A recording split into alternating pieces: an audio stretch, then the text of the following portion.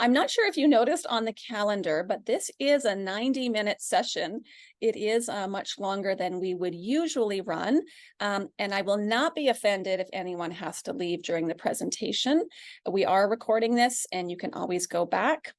The session is going to be run in two parts today. Part one is really a high-level overview and some philosophy of why we're making some shifts to our online gradebook, a report card, and the way students receive feedback. And at the end of that section, we'll have a chance for questions.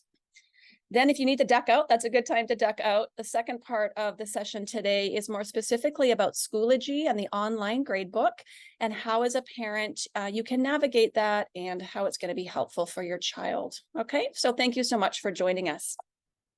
So I'm going to start this morning with a comic to get us a good smile on our faces this morning. It's been my experience that anytime a school, and maybe specifically a high school, makes any kind of shift in grading, assessment, or reporting, there's this big elephant that comes into the room. And the elephant often appears as emotion. And so I want to just acknowledge that this topic can be emotional for parents and for our kids. And sometimes those emotions might land in a more negative space. And what I mean by that, there might be some fear, confusion. Sometimes I've had anger from families. And it's also good to acknowledge that those emotions can land in a very positive space. And those sometimes represent themselves as relief. Yes, finally, a change, excitement, and maybe even affirmation. Okay, so it's okay if any of you are coming to this session with some emotion. We want to acknowledge that. And as a parent myself, I have a son who's in his second year of university, and my daughter's in grade 10.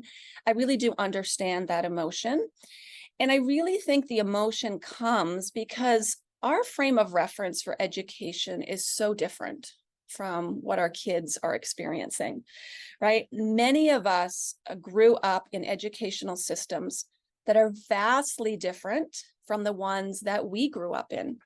And so a common question that I often hear from parents is, well, the system worked for me, so I don't understand why you have to change. If it works for me, then it should work for my kid. And I think that's a very fair statement to make, or a question even to ask.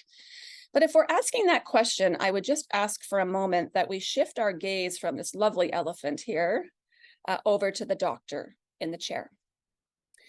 I want you to imagine that this man sitting in the green chair is your family doctor.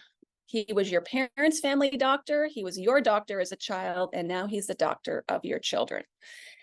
And I want to imagine that you are bringing your grandchild. For some of you, that might be a scary thought, but your grandchild to the doctor with some kind of ailment. And the doctor prescribes the same remedy that was prescribed 40 years ago for your parents when they had a similar ailment. Now, the treatment for your parents worked, so we know the treatment will help fix the ailment of your grandchildren.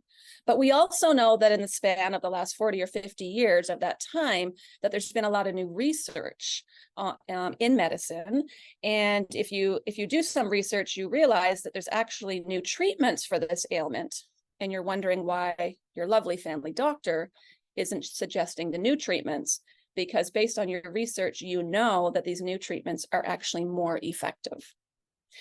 So then the question I would ask is, if you had your grandchild in front of the doctor, would you want the old remedy that was used 40 years ago, or would you be seeking the new remedy, which is actually more effective? And I share that analogy because it's the same in education. So a lot has happened in the field of educational research in the last 40 to 50 years. And even more so actually in the last 25 years, since, we're probably similar ages, since we've been to school. We've learned more about the teenage brain and how students learn. We've learned a lot about feedback and how feedback can really either create fear for children or actually create advocacy and excitement to want to learn. And so the shifts that we're going to share today about the report card and the online gradebook and student feedback are really shifts based on educational research that we feel are more effective for student learning. All right. We wouldn't be making any shifts if it wasn't about the kids and if it wasn't more effective. So we know that the system that we went through, right, as children ourselves, as teenagers, was very, very different. And especially, I think, even culturally, you know, many of us have been in schools all over the world. And so what this means is that as parents, and as a parent myself, we actually have to undo our own educational experience to try to make sense of the experience that our children is in. And as we try to undo that experience, I just want to acknowledge that, again, that might be emotional. That actually might be really hard work for us as parents, because some of this actually may feel really new. And it's okay if it feels tough. It's okay if you need to watch the Zoom 3 or 4 times, right, to kind of figure out the learning and the philosophy behind what we're saying. But I appreciate that you're here as parents. We had about 100 parents yesterday. We have 180 right now. And so I know parent community is eager to learn, to find out more. So let's just start with a high level overview. Like, what is the big change? What's the difference this year compared to prior years at HKIS? So it's really important to know that we have actually been shifting from a traditional grading system, that's the light blue box you see on your screen, to a standards-based system for over 7 years. So this shift actually even happened before Dr. Loveland came as the high school principal. And we've been slowly making this shift. And this year we are fully landing in the dark blue box. Okay, so let's talk a little bit about the difference, because I don't know that parents really truly understand the difference between a traditional system and a standards-based system. So most of us grew up in a traditional educational system. In this system, it was a system that used percentages most often, and or letter grades. I can remember my son in his first year last year in university phoning me and being so upset in his first year English class because he got like an 85% on an essay. And he's like, Mom, what does that even mean, 85%? My friend next door got 87%. Like, what's the difference there? And so often in a percentage-based system, students who were receiving that grade really didn't understand what they were doing well and what they maybe needed to grow on and what that even percentage represented. Okay. In a traditional system, it was very assessment focused. And when I say that, because of course we're still assessment focused, but there was things like quizzes all the time. I don't know, I remember a lot of quizzes in my educational experience, like high stakes quizzes, pop quizzes. Who remembers a pop quiz? Oh my goodness, pop quiz, right? Lots of fear in that if you weren't a test taker. Homework was actually graded in a traditional system. And so a lot of times in a traditional system, the grade that a student received, maybe even the grade you received as a child, didn't necessarily always represent what you knew and what you could do. It sometimes represented the fact that I was a good student and I did my homework. Or in the third bullet, that I brought Kleenex to class because my teacher needed a Kleenex box and I got an extra point on my assessment. I got extra credit. So that's a big difference. We're in a standards-based system. We really are ensuring that the grade at the end reflects what a student knows and can do. In a traditional system, zeros were part of a calculation for a final grade. So if a student didn't hand an assignment in, it was a 0, done, no chance of ever doing that again. And when we averaged, that second last bullet there on the left, when we averaged, the zeros were averaged into the grade. So the grade, again, doesn't represent what a student knows. It actually represents more behavior, what a student wasn't able to do or refused to do for some reason. The other problem with averaging is that averaging actually punishes students, or it can punish, I don't say it always, it can punish students if students are a little bit slower to the learning process or if they need more time. So what I mean by that is, very simply, if you, let's say, on your first assessment got a C, and then on the last assessment got an A, and it was assessing the very same things, the best you could ever be was a B. No pun intended, right? So even though you demonstrated by the end of the course that you knew everything, right, you were always punished for what you didn't know earlier. So this is what happens in traditional systems. And lastly, in a traditional system, as we're all accustomed to, at the end of a course, there would be one grade, either a percentage or a letter grade. Okay, so that's what most of us are familiar with. Standards-based system is a little bit different in that it's really leaning on learning goals. So if you're your child and you're sitting in humanities class, students actually know the learning goals, not even just for the class, but for the course. And that every activity they're doing is actually linked very tightly to a learning goal that will be assessed. And so what's nice about that is that it's really much a growth model. I can see over time how I am improving on a specific learning goal, and those goals are tied to published standards. Some of us in traditional system, teachers would just bring their suitcase curriculum, teach kind of what they wanted, and there was no published standards.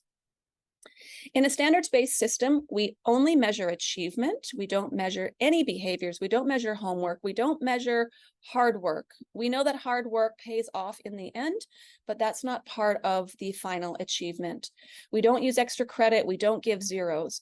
And so what I think should be comforting for you as a family is that when your child gets their final report card or that final transcript, those letter grades that are sitting there are absolutely representative of what your child knows and can do. There's nothing else mixing up in there. I was a really good student in high school. I worked hard. I did my homework. There's extra credit. I did that. I don't know that I was actually extremely, I don't know that my grades actually really reflected what I knew, though, to be honest, because I knew how to play the game of school. And so I was almost a straight A student, but I don't think those grades actually reflected my knowledge. What else in a standards-based system? I'd like to, rather than averaging, we're really looking at a student's progression over time. And so if your child's in a course where there's cyclical skills, that means it's the same skills being practiced over and over and over and over. It's almost like reassessment is built within the course. And that kind of course, much like English, humanities, we're really looking at how your child is doing by the end. That most recent evidence is really important in final grade determination.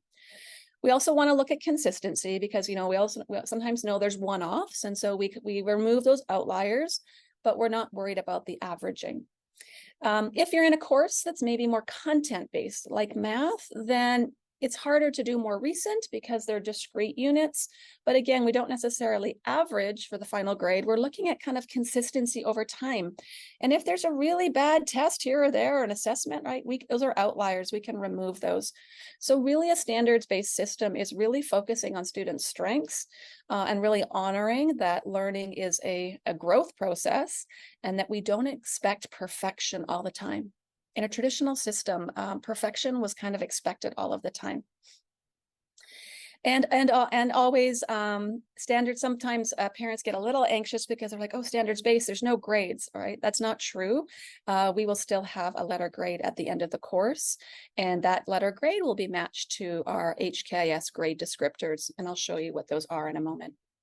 Okay, so kind of that, hopefully that gives you an idea of the differences and where we're landing in that dark blue box.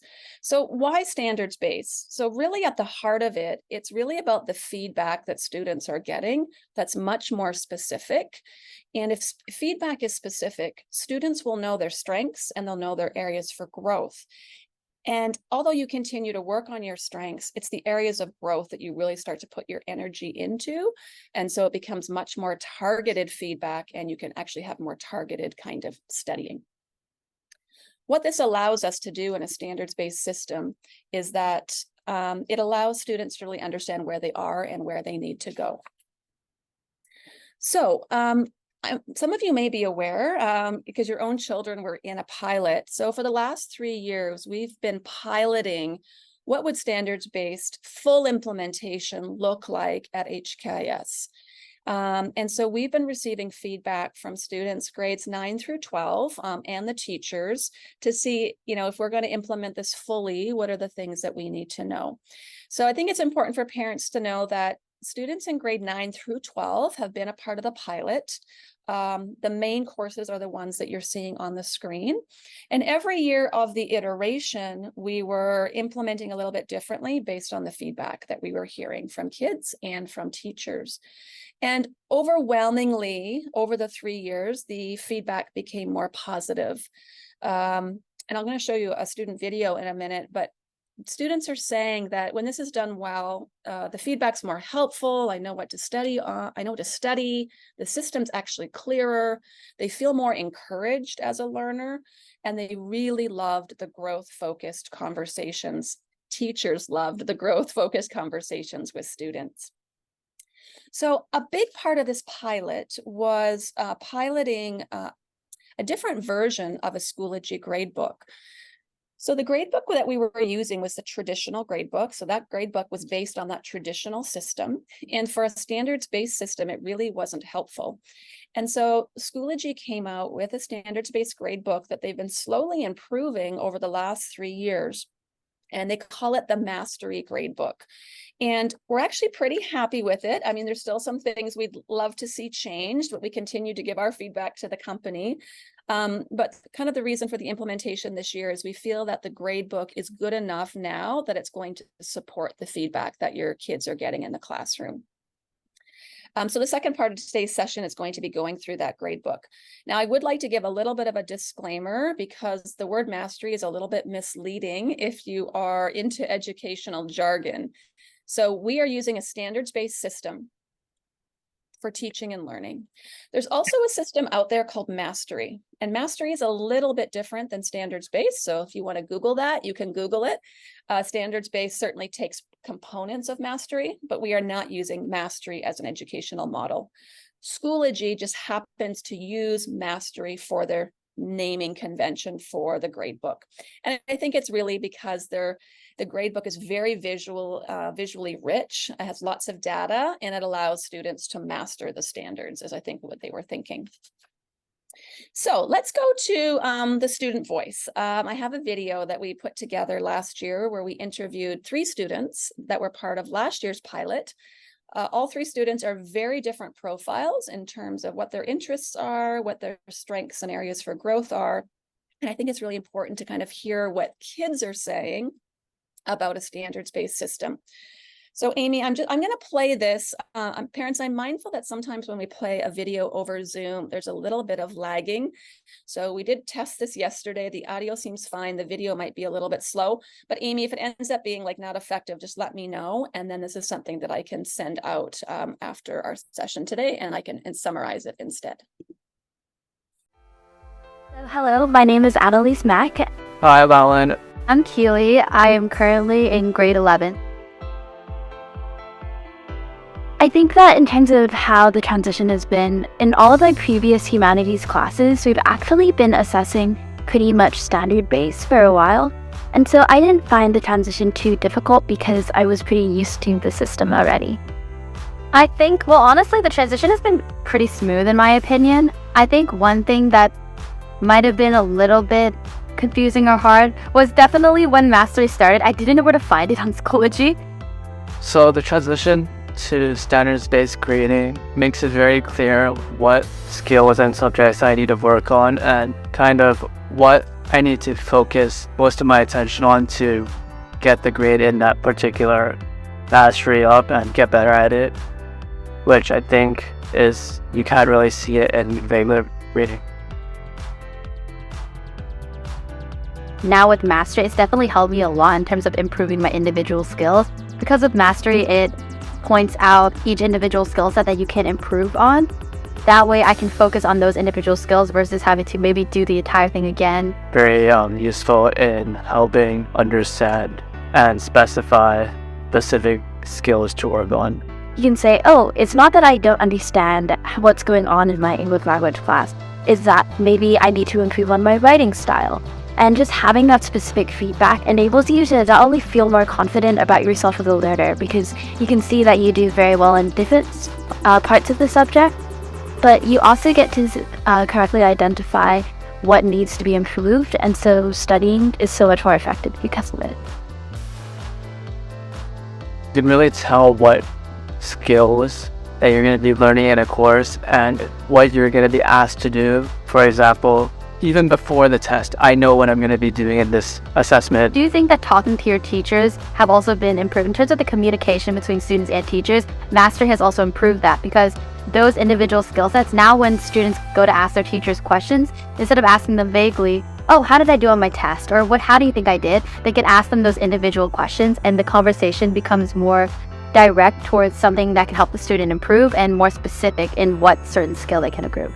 I know a lot of the times at our school, a lot of students prioritize their grades and they only want the good results. But I think with mastery, I think it's actually the opposite of that. Well, because you can see those skills, they're looking more into the skills that they can improve on. Personally, when I use the mastery, I don't look at it as a way to up my results so I can get a perfect score. I look at it as a way that this is something I need to improve on for the future.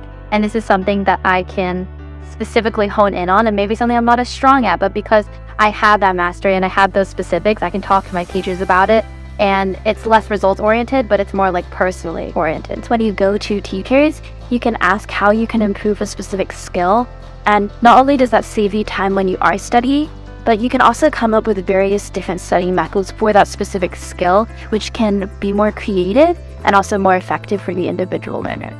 But I think that one of the things which makes standard-based grading so great is that you can assess the same skill throughout the year. So you can see how you were at the beginning, and as time goes on, how you can improve. And it gives you a lot of different chances to get better that you can track.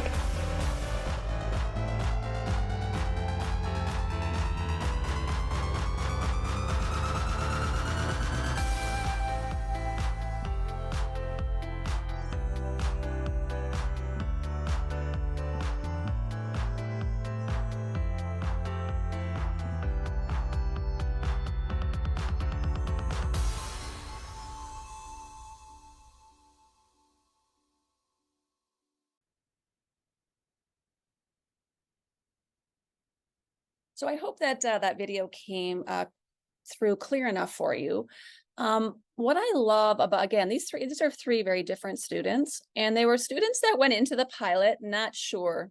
They were a little skeptical about standards-based grading. And when they came out of the pilot, I think I hope you agree, they were able to articulate very well how this kind of system of feedback is supportive of them.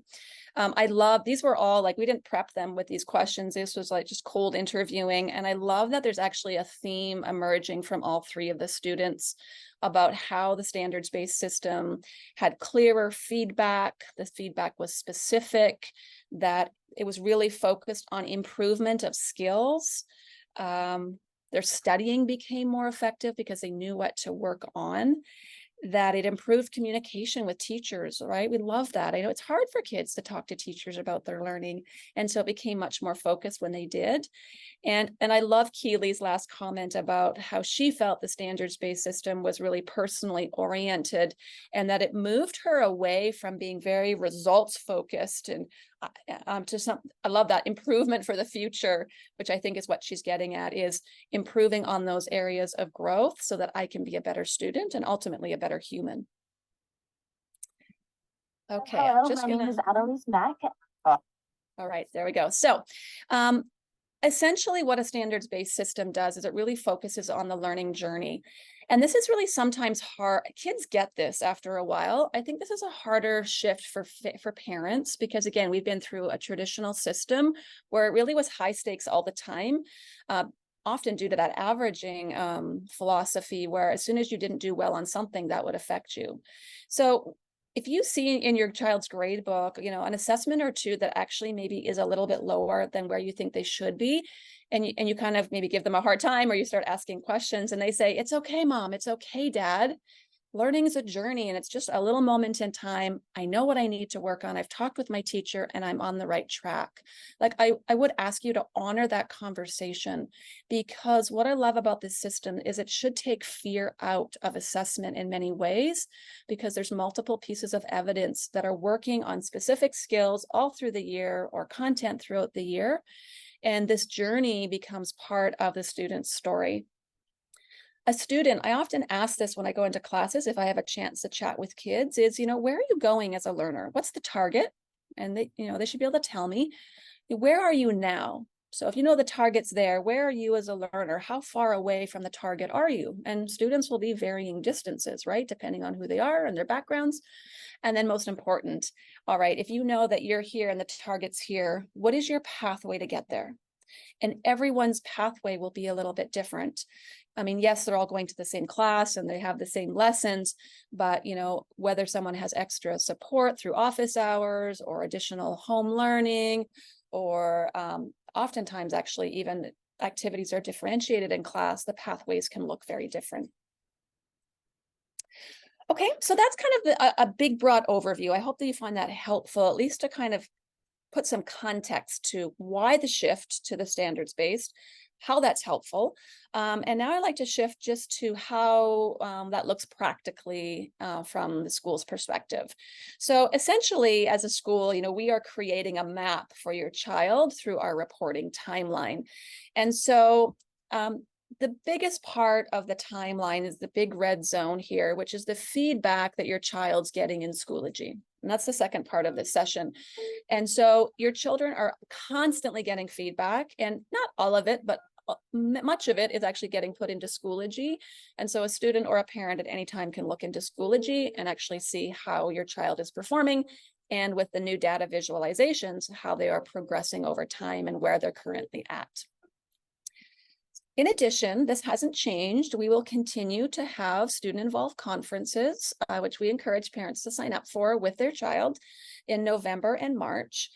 And this is really a chance for teachers to share where your child is in their learning to date. And we're already next Wednesday starting to prepare for these as teachers, starting to look at how do we teach kids how to look at Schoology gradebook to understand where they are, where their strengths and areas for growth are, so they can contribute to the conversations during student-involved conferences.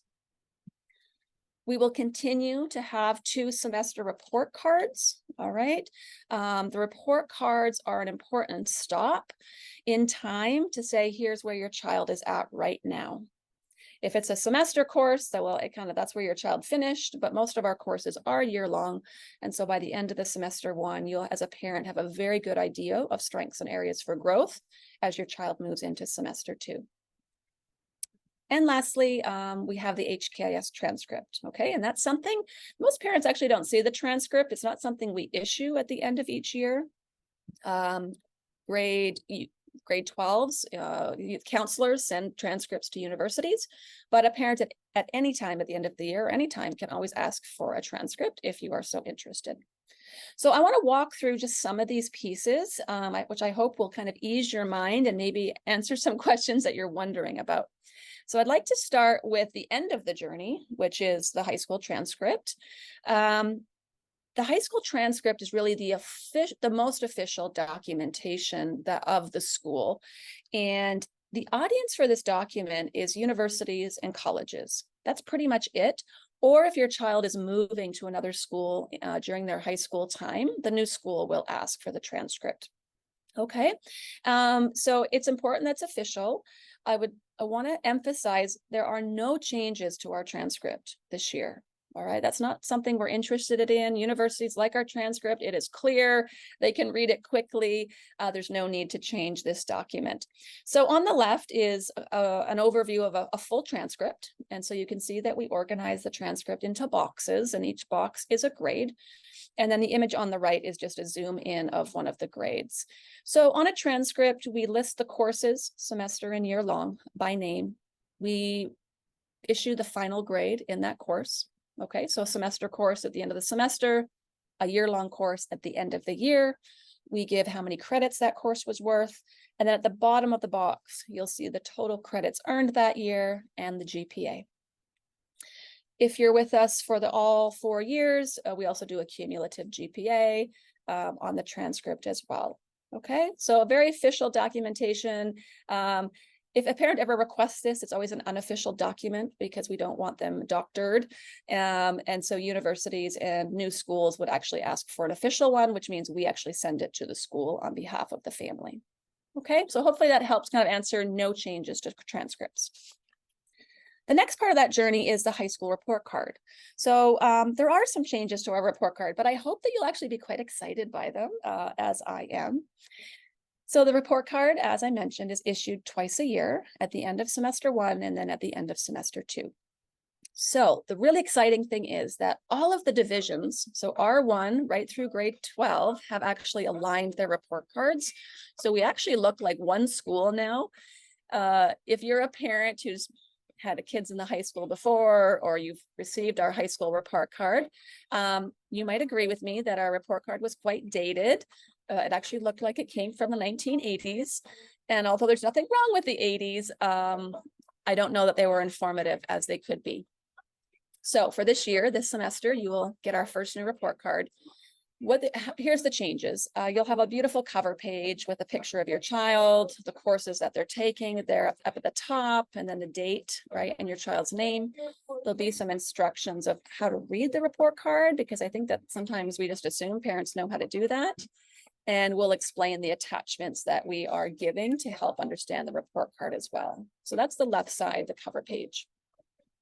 On the right side is basically every course will have one page. So warning, the report card will feel much longer because our last report card was one page. But the reason we're doing this is we're providing more information about each course. So it's all standardized. At the top in the blue bar, you'll have the course title, you'll have the teacher, you'll have a very brief overview of what your child learned on that semester. And you'll also see the accumulated tardies and absences, which I think are important for families. Then if you look into the middle section, you will notice we are still giving a letter grade. Okay, so that's not going away. I know that's a question out there. So in this particular example, the progress grade is a B+. This is a full year course, semester 1. But in addition to that, we're going to break down that letter grade to really tell families and students why a B+. Like B+ doesn't tell me as a parent what's strong, what should my student work on? Really not at all.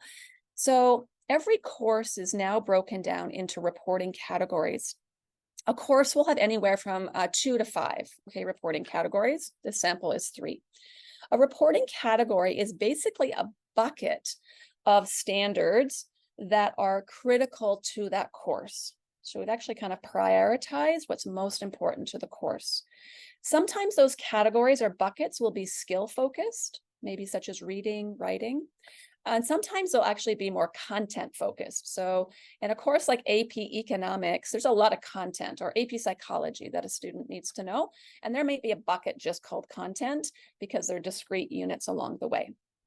We have aimed that every course have at least one category that's skill-based so that students can start to see their patterns over time. Within each reporting category, you're going to see some bullets, and those bullets are really the learning objectives. They're the things that make up that category. So if the category was reading, for example, well, what makes one a good reader? What is the teacher looking for? And so the learning objectives that were assessed will be under that reporting category. And then in addition to that, on the far right side of the middle of the screen, there'll be a proficiency level. So I'll talk about in the next slide the proficiency levels, but basically this is telling you as a parent and the student, where am I strong and maybe where do I need to grow? Okay, and so I think this is really helpful to unpack that B+, to unpack that letter grade, which makes the feedback much more targeted. So I hope that that will feel like an appreciation from families. Then at the bottom, this is the same as in previous years, we have our approaches to learning scale. So these are the behaviors that we believe make a good student. Here at HKIS, it's collaboration, self-motivated learning, and respect and responsibility. And we haven't changed this scale. It's still a 3-point scale of seldom, inconsistent, and consistent. Again, we are looking for kids to be consistent in their ATLs. If they're not, I think that's really good information as a parent to go, hey, I see seldom here. Does that have any impact on the fact that you're developing and reporting category 3? You know, what's going on? Again, we don't take behaviors and put them into the grade because we want to keep those separated. Okay, so let's just unpack that proficiency scale a little bit. This will look very familiar to our ninth grade families. The general academic scale is now a proficiency scale that's going to be used, I think, starting R1 or kindergarten all the way to grade 12. So it's actually common language in the school, which I think as a parent is quite nice because you're going to be learning these words throughout your child's career. And by the time you get to high school, you're really going to get this. What's important to know about our general academic scale is that, I should also mention, these are the words that we're using for feedback on assessments. So for example, in years past, if your child wrote an essay in humanities, they might get the essay back and it might say B+ or A, okay? Now what will happen is there'll be a number of categories, right? A number of reporting categories and a number of learning objectives. It's whatever that assessment assessed. And there will be multiple proficiency scores given to the child. So if they were writing an essay and the teacher was really honing in on the writing category and the reading category, then they would have proficiency scores for reading and writing. We are expecting that all students show exhibiting. Like that is our expectation as an institution. And our teachers are doing everything they can to get your child to exhibiting by the end of a course, okay? Exhibiting means that your child has met the HKIS standard for proficiency. Now, with that said, on every assessment that counts, we use that word with kids because they get it. Basically, it's going into the grade book and it's part of the evidence of learning that a teacher would look at. Any assessment that's counting will always have an opportunity to get to the highest level, and that is exhibiting depth. It is our hope that kids get to the highest level. We expect exhibiting, but we are going to give students every opportunity to get to the highest level. How do we do that? Leading up to assessments, students are, they're learning evidently from the teacher. There's exemplars that are given. Teachers have rubrics. They explain what an exhibiting depth looks like. From a high level overview, exhibiting depth is where, this is where a student not only knows and can do, but they're actually able to transfer their learning to new situations. They can think more conceptually. They're showing that they're being a critical thinker. So this is actually really tough in some ways, but we have amazing students here, and we know that many of our students will get there and are already there when I'm looking at the grade book and some of the assessments. Okay, now I would like to kind of just briefly talk about the emerging and the developing. So these are the beginning parts of the scale. It is okay, all right, if your child gets an emerging or developing on part of an assessment. It's okay, because we remember that learning takes time, because that is targeted feedback that the teacher's now going to sit with your child and say, okay, you are developing. We want you at exhibiting. Here's the things I need you to be doing before we assess this same skill again or assess this concept again. What we don't want to see is like a pattern of developings or a pattern of emergings and not see that growth.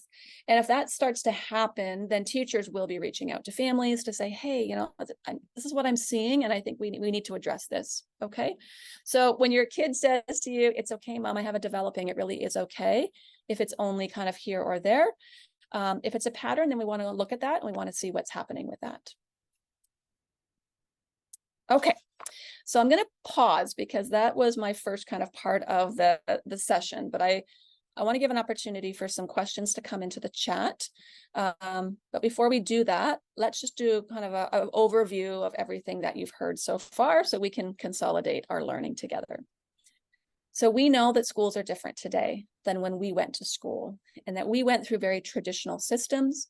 And many schools today are moving to standards-based systems based on educational research and knowing children's brain and what is best for kids. This often, as parents, makes us feel uncomfortable, right? This elephant emerges into the room, this emotional elephant, because it's so different from the system that we went through. And essentially, as parents, we have to undo our own experiences and try to figure out this new system. The new system is standards-based, right? We're coming out of the traditional. And to support the system, the school has taken on this new Schoology gradebook called Mastery Gradebook, which I'll show you in the next part of the session. And really what we're focusing on here is the journey of the learner over time. We are not focused on perfection. We are okay if kids make mistakes. We are okay if learning sometimes takes time. We are looking at what kids can do by the end of a course. We will continue to have our transcript. That is unchanged. We continue to have a report card with a letter grade, but it has more information to allow you as a family to know your child's strengths and areas for growth. And those strengths and areas for growth are articulated through our proficiency scale, where we want all kids to be at exhibiting. We know many of our students will be at exhibiting depth by the end of a course, and it's okay if we have the odd emerging and developing. And if those become patterns, we work with the kids to say, hey, what's happening? Okay, so I'm going to go to my question screen. So Amy's going to help me with this. Yep. Parents, what are you thinking about? Like, I'd like you to ask questions just on what you've heard. Maybe hold, if we haven't talked about it yet, because I think I'll answer probably that in the next part of this session. But what would be helpful before I move on and talk specifically about the Schoology gradebook? So while parents are thinking about that, Carrie, I've been scrolling through the chats to prepare for this part. Yes, there are definitely a couple things that you're going to be talking about in the next part, but just kind of by way of recapping, we've talked about the traditional system. We've talked about where we've come as a school, and now we're in a more standards-based environment, as are many schools around the world. Some really great questions, and some we heard yesterday, so I'm really happy to see that consistency with parents. But we have a question about the bell curve. So that is something that we have not used for a very long time here, but we did handle this question yesterday as well. Carrie, do you want to talk about how a bell curve, that is something that is part of some traditional systems, and this would not figure into a standardized model? Yeah. HKIS has not had the curve for a very long time. So I'm told, actually, there's not one high school I've worked in my time where we did curving. But in a traditional system, as parents, we often interpret curving as only a certain percentage of kids can get an A. So even if every kid got 90% in a traditional system, they would curve that so that they'd have this perfect norming bell curve. Okay, we don't do that. If every student in a class gets exhibiting depth, or if every student in a class gets an A on their transcript by the end, I am super happy as an assistant principal, because I am going to that teacher and saying, oh my goodness, what are you doing that is so amazing that all of your kids can reach the highest standard? Okay, so for us, that's actually a measurement of success. So there's no curving. I think there's a misinterpretation sometimes with curving. Some of our courses do use grade boundaries. And so I think sometimes the kids go home and say, oh, this is curving. So for example, if I'm an AP Econ and I'm writing the AP Econ multiple choice test, right, as part of my practice, and that's something that's counting, those questions aren't tagged to reporting categories because it's an AP course. And so what the teachers do is they look at all those questions, they look at the difficulty, and let's say there was 50 questions, then they might say, okay, what am I expecting students to get right to really show a high level of understanding? And that might be at, say, a range of 45 to 50. So anywhere within 45 to 50 is an exhibiting depth. And then they might have another range for exhibiting. So we call those grade boundaries. We have asked teachers to publish those on the cover pages to the assessments up front so kids know. So that is one way, or some that actually works for APs. Another way that curving is misinterpreted is that in classes, again, it's in AP classes, like AP Chem, hard course, that final exam, that AP exam is actually designed so most students don't pass. So in a traditional system, that would mean 50%. And so we actually have to then create, well, okay, so if we know that the average student across the world is getting 50% on this test, then really, again, we're creating a grade boundary to say that this score on this exam is an exhibiting depth, because otherwise that would be very unfair. Okay, so those are kind of three ways that maybe curving's talked about. And again, we don't curve, everyone is able to get the highest grade possible. Thanks, Carrie. There's a couple of questions here that I think you're going to get into, but somebody putting into the chat that idea of the grade being based on recent performance, but I think it's a combination of recent, consistent. Now you're going to talk a little bit about that when we dive into the grade book, correct? Yeah, I will dive into that because you have to remember it is most recent, most consistent. Because if there is I love teenagers. If they have like one score at the end that says exhibiting depth, but all of the scores below it are exhibiting, then one is not enough to say that you really know it. I need to see a pattern of consistency. So it's most recent, most consistent. And, we are working on some protocols to have these conversations with kids so that they really understand where their proficiency is at and they know why their proficiency is at that level based on the evidence. But more to come in the second part of the session. It's about amassing that body of evidence, that evidence towards growth. A little bit of a review question. So we are still working towards a cumulative GPA. I think you showed that on the report card slide. Yes. So yes, GPA is the same. We still give a GPA at the end of each year. We give a cumulative GPA. So that's not any different. We don't talk a lot about GPA at the school. The reason for that is universities actually recalculate GPA.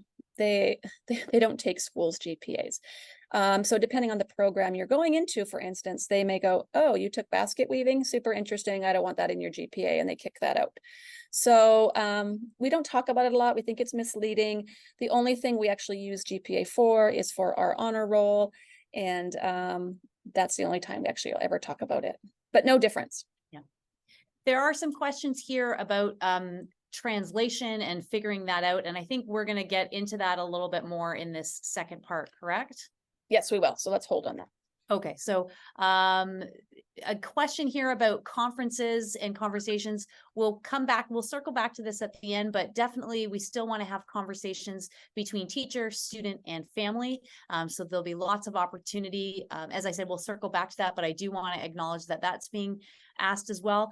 A couple of questions about, how this will prepare kids for traditional universities where you have an A and you have a C and you have a B. It's important to note that there is still a final letter grade in this generated in each of our courses, and I think this second half is going to show how we use individual assessment grades and how those form that final grade at the end. Yeah, if I can just add to that though. I actually think once a child has been through a standards-based system, they are forever converted. And when they have to go to a traditional system, they get quite upset at their teachers. And I see this in my own son, who's like, Mom, I just want my HKIS teachers at university. Because the feedback I'm getting from my professors isn't near what it was when I was in school. Okay. So there's nothing I can do about that. I also want to go and transform the universities, and I wish someone would go do that. But what we are doing, right, as a high school, is we are preparing students for university to be the best possible learners. That is our commitment. I can't comment on the systems they use.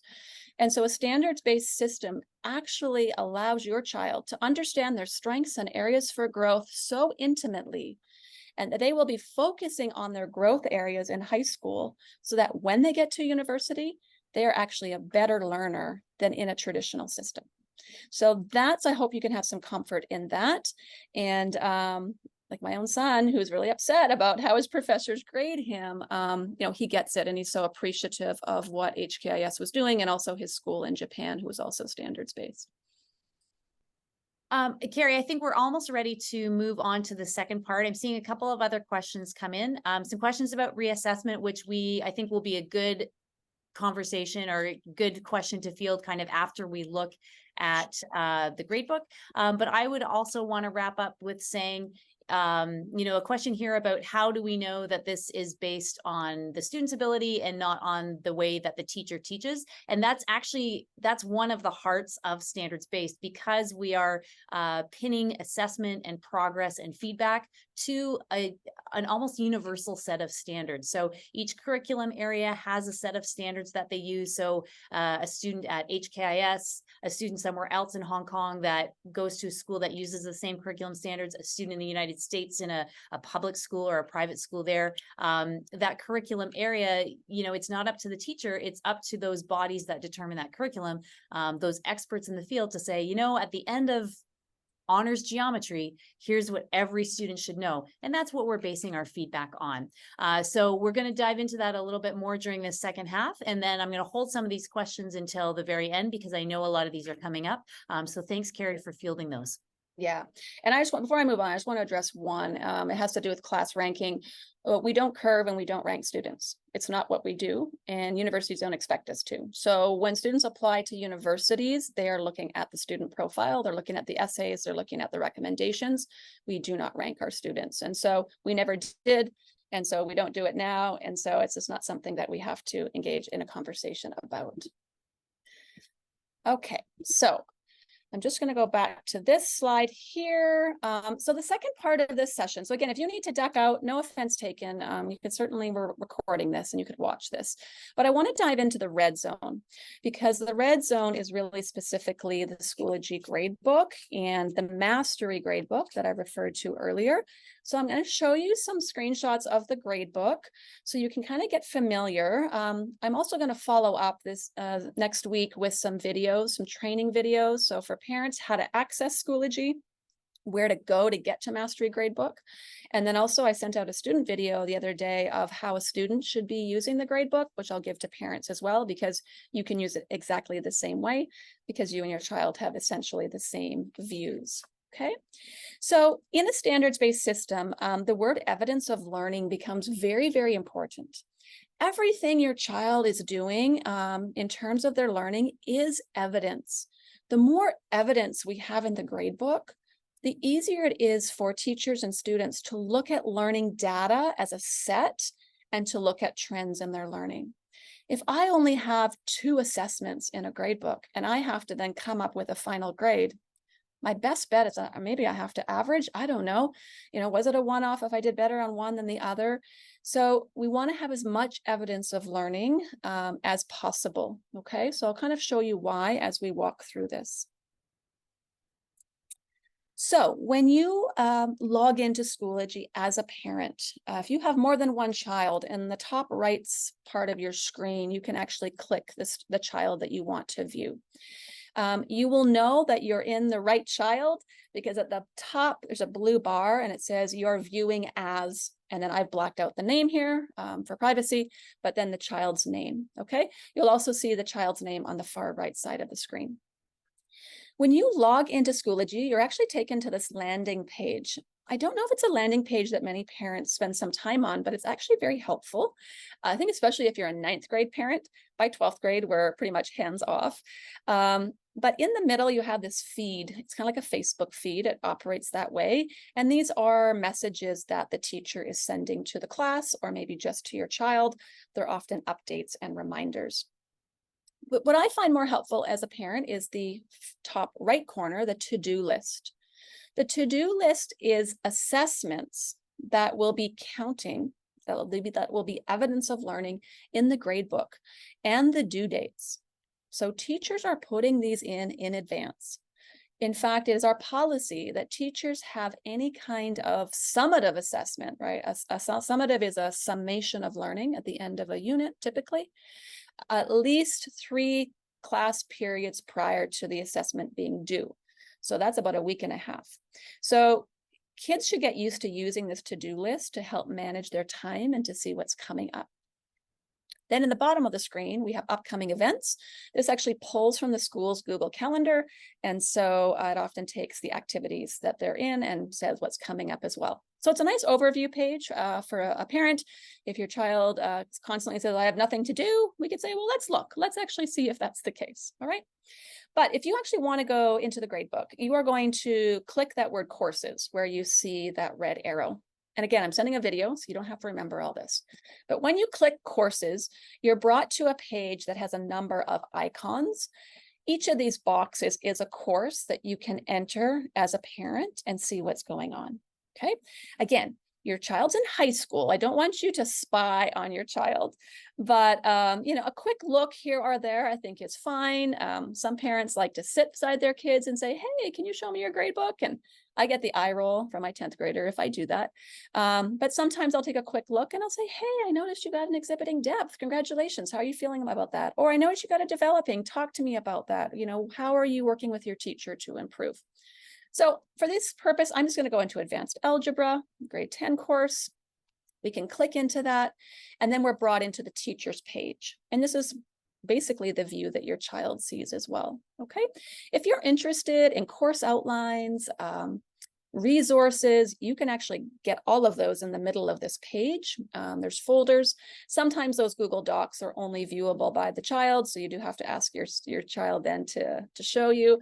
But I think it gives a nice idea of actually what's happening in a course.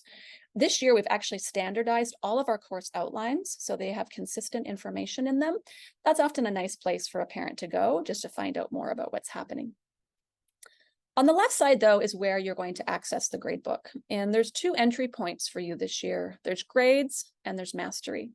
We're very familiar with grades because that was the traditional gradebook we always used. And so that is still there as a view, which can be helpful. And then we have mastery as well. So I'd like to start with grades because I think grades is a nice view for a parent for a quick snapshot of how things are going in a course. Okay, so this is my grades view. Grades view essentially gives you a long list of all of the assessments that have been put into the gradebook and a comment or a score that's saying how they're doing. Okay, so you'll essentially see a couple of words most often.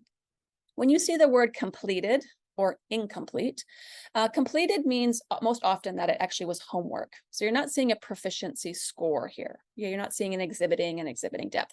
This tells you that these were quick check-ins. These are not counting towards a student's grade, but they are exhibiting, of course, self-motivated learning and behaviors. And so I always, a parent, especially when my kids were younger, like to look just to see, is my child keeping up with their homework? Okay. My daughter, fantastic. My son, he wasn't always so great. So we had to work on that. And so we can see the student here has a number of completeds for some formative practices. In this view as well, you can see the narrative feedback that teachers may be leaving on summative assessments. Okay. Sometimes, so that's always nice just to read as well. Sometimes the comment will say, see the rubric. And what that means is the teacher actually has left lots of feedback on the student rubric on the grading scheme. And so that in that case, you'll actually have to go to your child and say, hey, what was the feedback that you got on that essay? Because I don't want the teachers actually having to write it and then retype it. That's not a good use of their time. As a parent, I think what I would be looking for here is anytime you see that green stamp that says C Mastery Gradebook. So there's an example here at the bottom with the quadratics quiz. That is telling you that that is an assessment, that is counting, that is evidence of learning towards a proficiency. And it's telling you to go to the Mastery Gradebook to find out more. Okay, now you don't have to, because what this is telling me was that there was a quadratics quiz on August 31st. The teacher has left some lovely comments that help me as a parent understand how my child did. And if you notice, after the phrase C Mastery Gradebook, there is a little proficiency stamp. Okay, you go back to our proficiency scale, we have emerging is an E, developing is a D, exhibiting is an E or an EX, I have to remember what they put, and exhibiting depth is an ED. So in this case, as a parent, I would go, oh, quadratics quiz, great feedback. Oh, interesting, there's a D stamp, which tells me overall on that assessment that my child is developing. Now, I want to say that it's just a stamp because for you to really understand the strengths of weaknesses of that developing, you really need to go to the Mastery Gradebook to understand why. Remember, assessments now are getting multiple scores, multiple proficiencies. So it's possible that some of the learning objectives actually might have been exhibiting depth.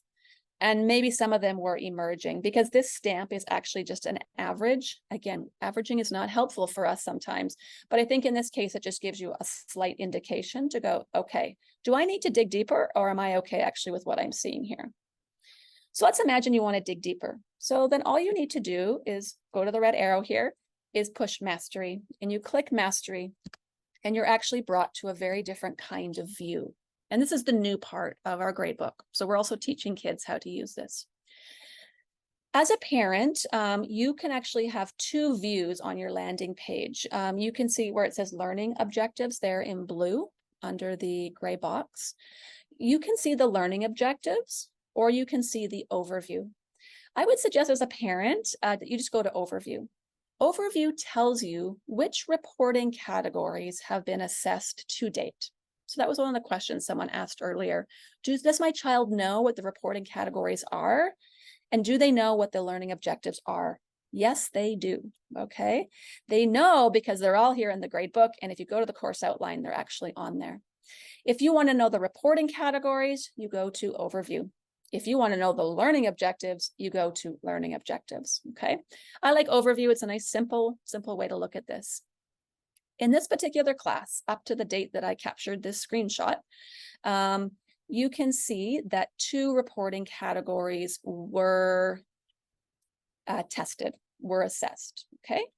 In math, we had functions, and in math, we had mathematical practices. Now, as a parent, I have no idea what those things mean. So I'll show you in a moment how you can find out more. But as a quick overview, this student here, now it does say Olivia Bennett at the top. I just kind of use that so you know that you're in the right, your right student. This is not her data. Math functions is right now a developing. It has a little yellow dot and it says developing there in the blue box. Underneath that is a red box. That red box tells you how many times that particular reporting category has been assessed. So in this case, it actually says 2 learning objectives. This means it's been assessed 2 times. And then math practices is also right now developing, and it has been assessed 1 time. Okay, so as a parent, I'm wondering, I know the school said you should be exhibiting, so what's going on? I'm not panicking, because this has only been assessed twice and once. It's still very early. If I had 12 learning objectives, if this had been assessed 12, 15, 20 times, and we're still sitting at developing, really, I'm wondering as a parent, and I would hope that the teacher has been in touch with you by that point. Okay, so if you actually want to dive into a category deeper, you can do that. So what you can do is you can actually click, all of this is like hyperlinked. You can click into any reporting category and find out what are the learning objectives inside that. What are those assessments that my child is doing? So for example, if I click math functions, it will take me to another landing page. I know I'm in functions because that's the title at the top. It tells me overall how my child is doing in functions, developing. But more specifically now, I have here a list of the learning objectives, meaning that my child had to interpret functions. Okay, that's much bit more specific. And they had to build functions. How is my child doing in interpreting? Well, there's developing. How are they doing in building functions? They're developing, hence overall, they're developing. And again, I can see how many submissions there has been for each of those learning objectives. Now, if I'm a super keen parent and I have time on my hands, I can actually go into that learning objective and actually see the assessments that are part of that. Most parents probably don't want to go this deep. Kids will go this deep, and we will have kids going this deep as they do some self-reflections. But if we wanted to, we could dig in. And so if I go back, we're going to click interpreting functions, and then we see 2 submissions here, 2 tests. 1 has been scored, 1 has not. Okay. And if you wanted to, again, you can actually drill down one more time. And if you actually go into that assessment, a rubric will pop up, which will show how the student did on some specific things. And then there will also be that comment that you saw on the overview page. Okay. So again, I think this is actually too much information for a family, but this is really rich information for a student. And what we're starting to do is to create some protocols of how to engage reflection with our students. So they're actually drilling down into their grade book as it collects data. I mean, right now, if you look, there's not a lot of data because we're still early in the year. But, you know, by November, by the time conferences come around, we'll actually have a lot more data. So how do we get kids in there to start to understand, where are my strengths? Where are my areas for growth? Okay, here's my areas for growth. Here's where I'm going. What's my pathway to get there? What are my goals and how am I going to get there? So very, very rich conversations. Now, I do need to make a little bit of a disclaimer. So I'm going to go back one slide here. I'm going to go back a few slides. How, excuse me, if these are the reporting categories, a question kids ask, they're very savvy, is what is Schoology doing to give me this overall developing for this reporting category? And then likewise, what is Schoology doing when it looks at the learning objectives and then gives me, actually, that's the next slide, looks at the learning objectives and then gives me a proficiency score for the learning objective, okay? So because this is a grade book, there's still some traditional things happening with it. So don't panic when I say this, but Schoology is actually averaging all of the evidence of learning equally to determine the proficiency, overall proficiency stamp at the reporting category level. So if my reporting category is reading in humanities, it's taking all of my assignments in the reading category and averaging those for a stamp. Now, very important in red, we know that averaging is not always the best way to determine a final proficiency, right? Because if you were here earlier in the presentation, I said that especially in a reporting category that's skill-based, we're really looking for improvement and we're looking at most recent, most consistent to determine the final proficiency. If it's a reporting category that's more of a content base, where in science, I might study photosynthesis, and then I study cellular respiration, and then I study something else, right? And there's no connections. We call those discrete units. In that case, averaging might make more sense. Or if we get rid of outliers, which we often do, we would kind of look at what is most consistent. So how do we deal with this then? Our commitment to kids is that twice a semester, teachers are going into the gradebook and looking at the body of evidence, okay, for every measurement topic. And they are saying, based on the body of evidence, based on all of the assessments and how students have scored and what they have done more recently, is the proficiency stamp I'm seeing accurate for that child? If it is too low, because Schoology is averaging, the teacher will do a proficiency adjustment, okay? This adjustment will happen right before conferences, so that at conference time, your child has the best indication of how they are doing in each reporting category and each measurement topic, okay? Kids will be part of those conversations. It's not just a teacher going, no, right? It's kids looking at their learning data and saying, okay, in reading, here's all of my assessments. How did I do? What did I do more recently? What's the evidence telling me? What would I give myself? Where do I think I am at? Okay. Most cases, teachers and kids are going to be right on. Where there's a discrepancy, I've asked teachers, or we've asked teachers to have conversations with kids. I've said to the kids, the students, you absolutely must understand your proficiency score before conferences, and you must understand your proficiency score at the end of the semester. That is your right as a student. Okay, so your teacher needs to explain why it is the way it is. Now, you may not agree. This is not a negotiation, but I want you to be able to articulate and understand. Okay, so we'll do that at the quarter, so right before conferences, and then we'll do that again at the end of the semester, so that at the end of the semester, we have the most accurate picture of student evidence. Okay, so those are really kind of the two times when parents probably want to enter the gradebook and kind of see what are those most accurate proficiency stamps. And when I talked to kids about this, they got it. You know, they said, yes, I understand that my gradebook is all of my evidence of learning. I understand that Schoology is averaging. We don't average. The gradebook has to do something. And I understand that me and my teacher together are going to look at all my evidence twice a semester to determine my best proficiency. Okay. So with that said, this is one of the questions that came up earlier when we were doing questions is, I've told you that kids are getting proficiency scores now on assessments, multiple scores, right? Not just one, they're getting multiple depending on what was being assessed. But I've also said that there's still a letter grade on the report card and a letter grade on the transcript. So how does this work? So we actually have a published translation scale. So this is something your children have in their course outlines. It's in the academic handbook. And basically the published translation scale says to a student, at the end of a semester, when there is a body of evidence, I want you to look at your proficiency combinations for each reporting category, and then the combination will actually translate to a letter grade. I'm not going to open this scale because it will make no sense of it on a small screen. It's something you can certainly look at. We haven't used it yet with your children because there's not enough evidence in the grade book to use it. So really with kids, we're going to be using this closer to November, December, if kids really need a letter grade. And sometimes they do, right? Depending especially if they're applying to universities, teachers have to give predicted grades. And so teachers also use this translation scale. Here's the basic overview, and this is what I shared with students.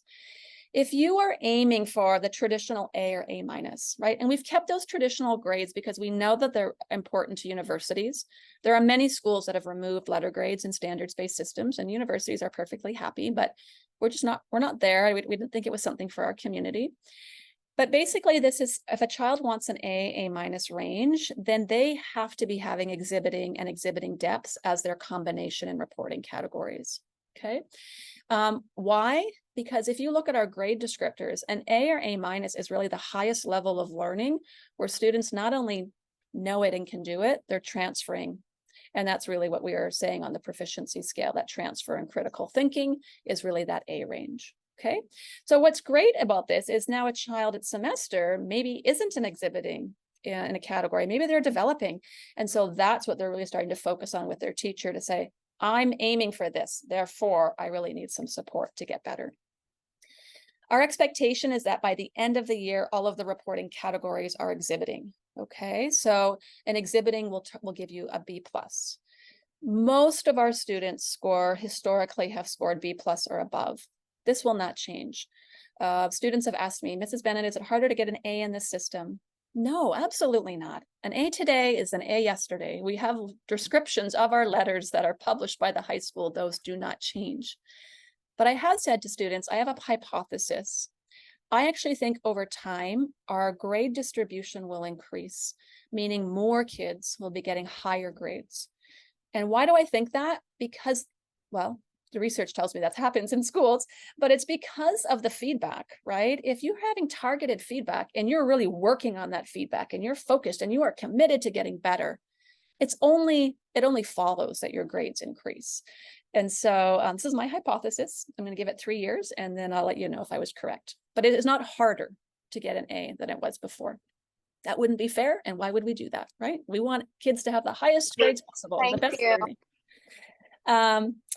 And then lastly, if a child has a developing or an emerging in a reporting category by the end of a course. Now remember, this is a lot of data in a reporting category, that their overall letter grade would be B or below.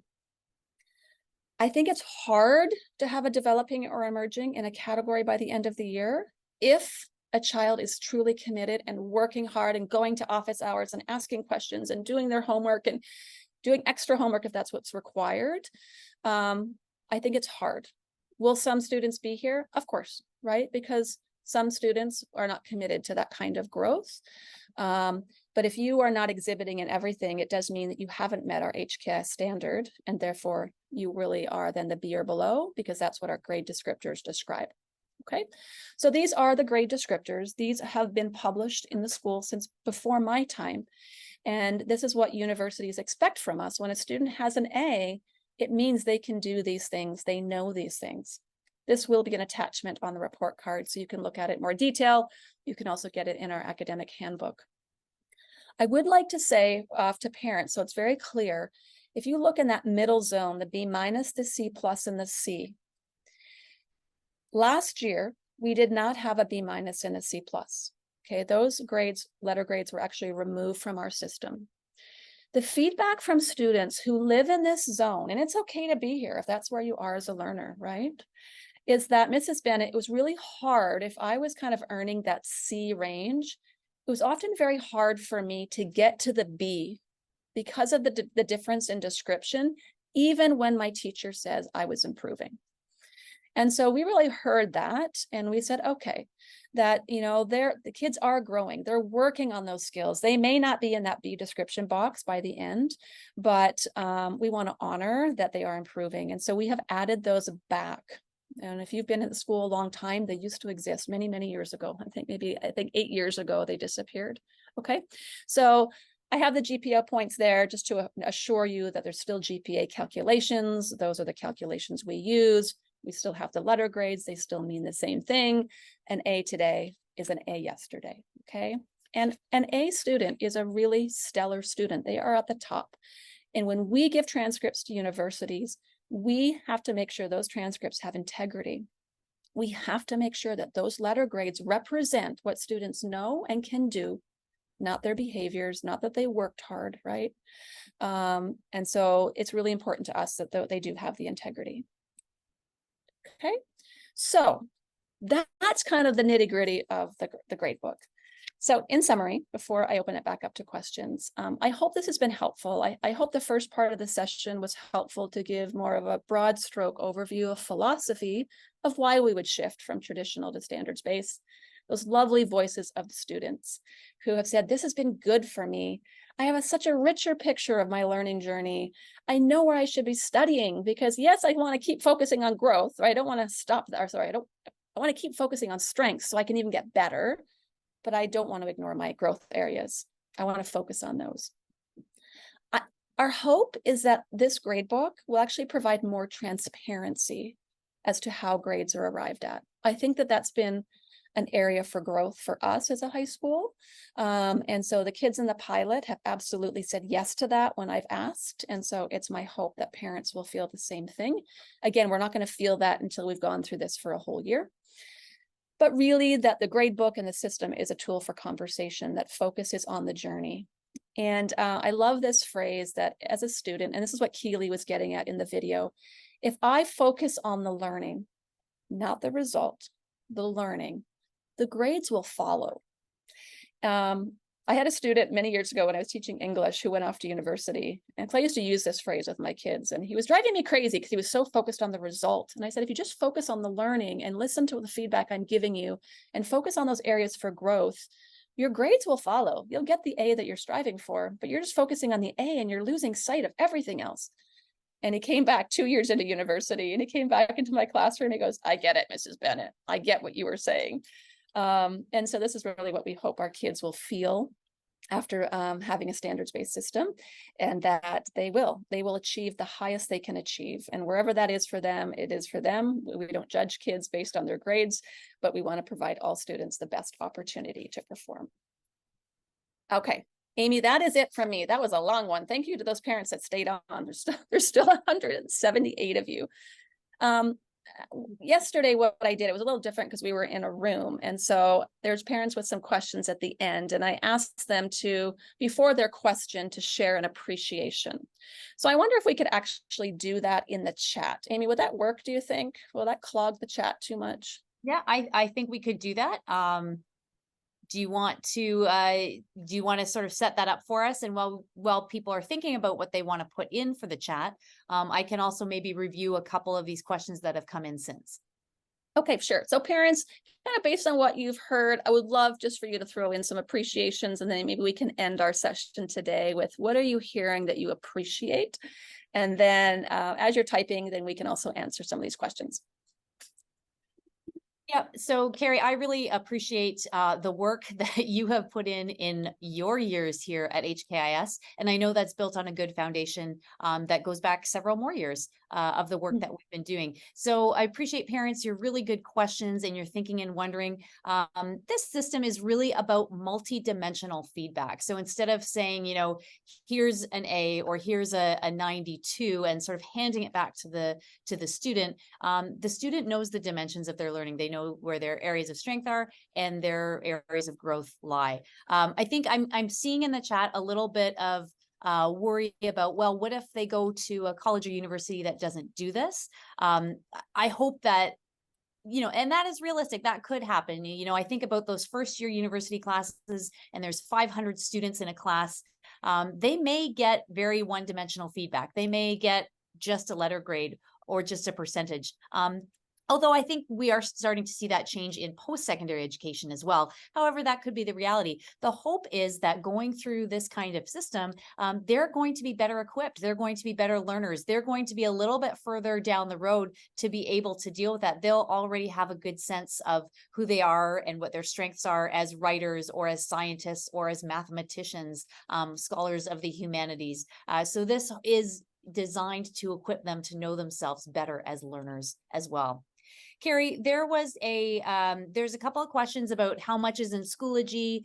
Certainly, maybe some of our students that aren't as familiar with Schoology. I just want to give a shout out to you and the sessions that you've been having with students and the work that we continue to do with students to make sure that they know how to use it, because some of this will be different for them. They may not know where to go to drill down. So do want to assure that. But also a question about the formative and summative. So it sounds like those are coming from parents that have maybe been at HKIS for a little while. And does this, are there still formatives? Are there still summatives? What counts? What doesn't count? What does that look like?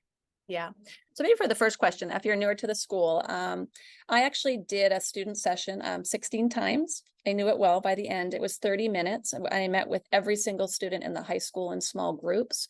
And we talked through some of the improvements this year, what it would mean for them, gave them a broad overview of Schoology. As more data gets in the grade book, we will be teaching students how to use it. So I just sent out a video 2 days ago to kids. I will also be sending it to you. Please watch it. Please have your students watch it. It's only 5 minutes. It really talks through how to use the grade book to your advantage. Before conferences, I'm just working on a protocol right now with teachers. Every teacher will work with their students on how students can do some self-reflection. So students will become very adept. We just need more data in the grade book for it really to be powerful. And so it's still quite early in the year. Formative, summative. So if you've been with us before, as schools were moving out of traditional grading, this language of formative, summative emerged. Summative was end of unit assessments that counted towards the grade, and formative were practice pieces before the summative that got feedback but weren't counted. So basically it's like non-counted learning and counted learning. The reason that the research the new pedagogy went that way, it was trying to get teachers out of this traditional model of pop quiz, grading homework, fear-based kind of assessment. Okay, so we've still used the language of formative and summative. I actually think it's something that will eventually go away, but we're trying to make it easy for students to understand, and I'm not sure if we are successful. We have summative. Summative is summation of learning. That's where that word comes from. Summatives tend to be bigger assessments. They might take a whole class. They've been working on something for a month. It requires you to pull all of your skills and all of your knowledge together to show what you know and can do in a moment in time. Okay, so we still have summatives. In the gradebook, I ask teachers to code the titles of the assessments with an S, meaning summative. But we also have formatives, but formatives this year are taking a little bit of a different look. We still have formatives that don't count. These are like homework checks. I don't want teachers counting homework checks. You can't even confirm the child has done it themselves. Maybe they copied it from a neighbor on the bus, okay? But homework, so it might be in the gradebook as a completion, so you know behavior, but it's not counted. We don't do pop quizzes. There might be things that are just so new and you want the kids to practice. We call it a formative, not counting. I don't want any fear in that, okay? But because we need now as much evidence as possible in the grade book to show the story of a child, to figure out the trends in the data set, teachers can now have formatives that are counting. They're not summatives because they're not summation. They're formatives because they are forming. They're actually more process work. It's moments in time where a teacher says to the kids, I've taught you a lot and I want to stop now and take a small moment and I want to see what you know and I'm going to give you feedback and I'm going to put that in the grade book because that's part of your learning story. Okay? These shouldn't be huge tasks. They shouldn't be stressful for kids. Right now, some kids are telling me they feel it's stressful. So we're talking with the kids about why. My theory on why, it's actually forcing kids to study differently. Okay. Before, students were very good at our school of playing the game. I'm not going to do my formatives. They don't count. I'm not going to do any of them. And then when it comes to the assessment, I'm going to cram the night before. I'm going to study my 8 hours, and I might get my A, I might not. And if I don't worry, I'll do the reassessment. Okay. This is what's happening. And kids will tell you if they're honest with you. So the formatives that are counting are actually requiring students to do the practice work along the way. If you study along the way, it would follow that you should do better on your summative, and you should have to study less for your summative because you've been putting the practice along the way. So it's a reframing for kids. It's kind of forcing them to rework and work differently. But the research will tell us that this is better for the brain, it's better for kids. But anyway, we continue to take that student feedback along the way. Of course, we actually have a group of 12 students under our Senator for Academics, and I'll be meeting with them twice a month to get feedback and so that we can respond, right? Because this should be better for kids. So hopefully that helps. With a very long answer to formatives and summatives. Yeah, that's great. And you also touched on something that I've seen a couple times in the chat, and those are questions about reassessment. I think that is related, but a little bit, we could do probably a whole session on reassessment and what that is. Maybe that's a good idea for an upcoming parent coffee. But in this system, Carrie, maybe you can just help us understand that reassessment still happens. Reassessment may not look exactly the same. There are different opportunities to reassess students depending on what it is they need reassessments for. And this system will help us understand exactly what we should be targeting in a reassessment. Yes to a parent workshop on reassessment. I have about 6 parent workshops already lined up here. So yes, there is reassessment. That's an important part of a standards-based system. Okay, so that's why that exists. Students were frustrated last year, or for the last few years, with reassessment because our policy, the way it was written, could be interpreted a number of ways, and different departments interpreted it differently. And so students' experience class to class was not consistent. Okay, we want school to be as consistent and as easily understood as possible. So we have rewritten the policy. You can find it in the student's course outline. It basically says this: if the summative assessment given is an assessment that is discrete, meaning that this child will never see that content again, or will never practice those skills again, the teacher will always offer a reassessment. Okay. It's in sometimes our AP courses, math, sometimes there's practices that repeat in math, but maybe you'll never see polynomials again. So a student can reassess. Now, reassessment, I think, will become very interesting over time, because I actually think what's going to start to happen is that if students are getting multiple scores on an assessment, they may not have to reassess the entire test. So in math, you have 3 reporting categories. You have knowledge and understanding, you have math practices, and there's one other one in some of the courses. I forget what it is offhand. Anyway, so it's possible you're getting multiple scores, and maybe you're actually getting exhibitings on some of those, and maybe it's just one area that's a developing. I wonder whether reassessment will become much more targeted, saying if you want to work on this skill, this is the reassessment you need to do. Now, with reassessment, I said to the kids, it is a privilege. It is a lot of work for the teachers to have another assessment that is equally as rigorous. There's equity between both. And they have to grade it again, right? And they have to input it in the grade book. There's a lot that happens. So in order for a student to reassess, they have to do all of their formatives. They have to, whether it's formative that counts or not counts, in the grade book or not, they have to do their formatives. That is their commitment to their learning. If they are not going to do formatives, they don't get the privilege of reassessing. So kids know that. Parents, you know that now. So as you're looking at grade books, it's really important that kids are staying on top of their homework. Oh, and with that, with reassessment, a student will always be honored for the higher grade, the higher proficiency, okay? So if they were developing on this particular reporting category and now they're exhibiting, they are exhibiting. Teachers will put in the new score. The old one will stay there because I think that's important to show the journey of the child. But when we go in and do the proficiency adjustments, the teachers are looking at the reassessment scores.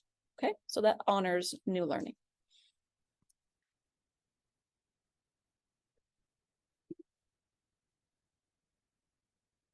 Amy, anything else that would be helpful?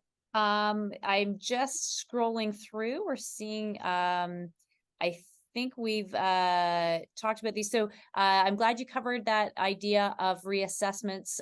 They're not averaged. We take the higher of the two as evidence of learning. Is there a cap on reassessments? So does a student max out at a certain level? Yeah. So again, so we're only offering reassessment when an assessment is a discrete unit of skill or of content, right? And so, for example, in language arts, the skills are recursive. And so there's really no need to reassess that moment because the next assignment is going to be the, the reassessment of the same skills. So we say to a child, if a reassessment is offered because it's discrete, because we're not seeing it again, it's gone after this month, you get one chance, one reassessment opportunity for that assessment.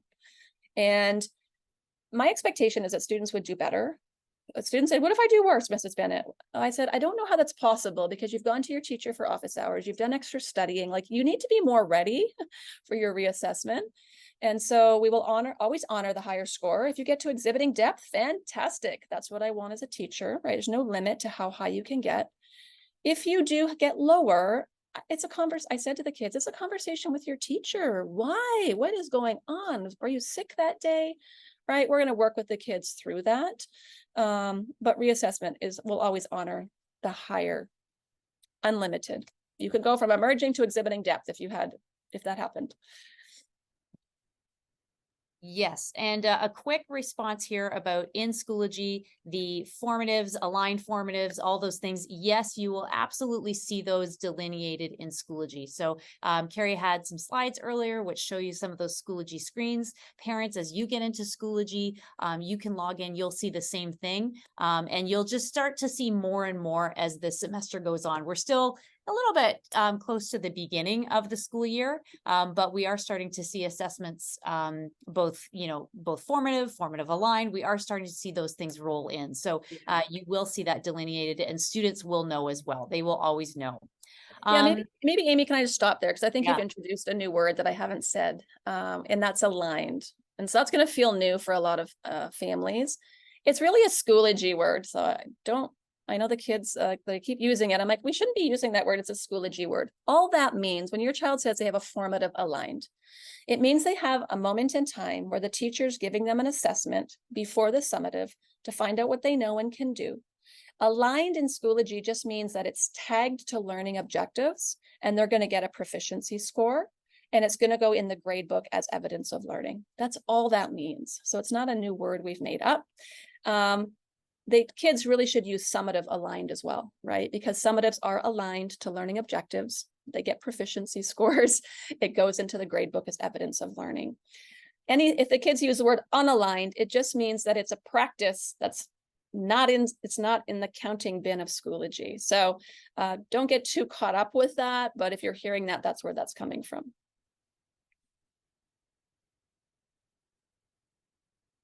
Okay, I'm scrolling back through the chat. I think we have hit on a lot of these topics, particularly in the second half.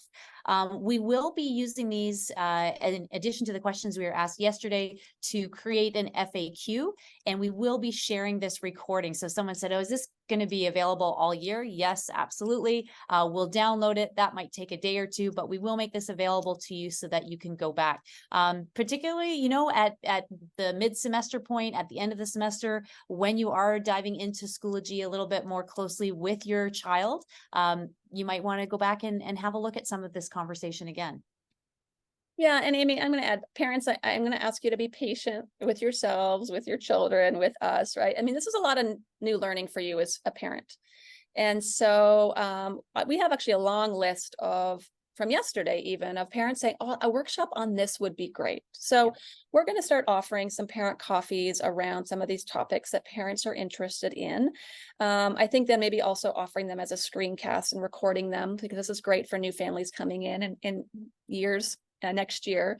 Don't expect to know everything at once, okay? If you're unsure, ask your child. If they're unsure, they need to be asking their teacher. That is the best place to start.